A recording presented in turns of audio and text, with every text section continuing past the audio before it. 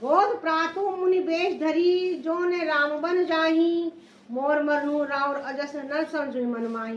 केकई कहती है कि यदि सवेरा होते ही मुनि का वेश धरकर राम वन को नहीं जाते तो हे राजन मन में समझ लीजिए कि मेरा मरना होगा और आपका अपयश होगा। कहती है कि अगर सुबह ही आपने राम को वनवास नहीं दिया तो मेरा मरण हो जाएगा।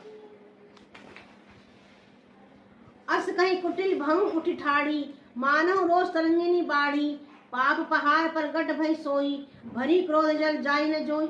ऐसा कहकर कुटिल केकई उठ खड़ी हुई, मानो क्रोध की नदी उमड़ी हो। वह नदी पाप रूपी पहाड़ से प्रकट हुई है और क्रोध रूपी जल से भरी है। ऐसी भयानक की देखी नहीं जाती, यानी कि वो इतने क्रोध में थी, इतनी भयानक लग रही थी उस समय कि उसकी ओर, केकई की ओर देखा भी नहीं जाता था। इतनी उसके मन में कुटिलता थी और इतना क्रोध था। दोबर कूल कठिन हट धारा, भवन कुबरी वचन प्रचारा, डाहत भूप रूप तरुमूला, चली विपत्ति बारिधि अनुकूला। दोनों वरदान उस नदी के दो किनारे हैं।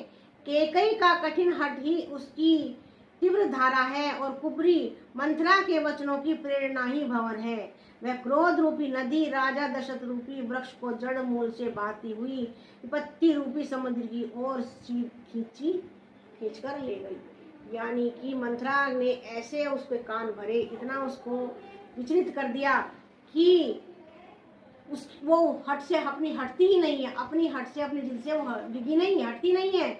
और उस हट के कारण वह राजा दशरथ को भी, जैसे कि आंधी पेड़ों को उखाड़ कर ले जाती है, इसी प्रकार आंधी पेड़ों को उखाड़ देती है, उसी प्रकार उसने राजा दशरथ को बिल्कुल निढाल बेहाल कर दिए। बोल सियावर रामचंद्र की जय। लखी नरेश बात पुरी साची, तिय मिस मीचू शीश पर नाची, गही पद विनय कीन बैठारी, जनि दिन कर कुल हासी कुठारी। राजा ने समझ लिया कि बात सचमुच सच्ची है, स्त्री के बहाने मेरी मृत्यु ही सिर पर नाच रही है। तदंतर राजा ने केकई चरण पकड़कर उसे बिठाकर विनती की कि तू सूर्य कुल रूपी वृक्ष के लिए कुल्हाड़ी मत बन। राजा ने केकई चरण पकड़ लिए कि ऐसा मत कर, इस वृक्ष रूपी के लिए कुल्हाड़ी मत बन, इस यहाँ जो खुशियां हैं उन खुशियों को, उन प्रसन्नताओं को, उस सुख को वैसे ही रहने दे।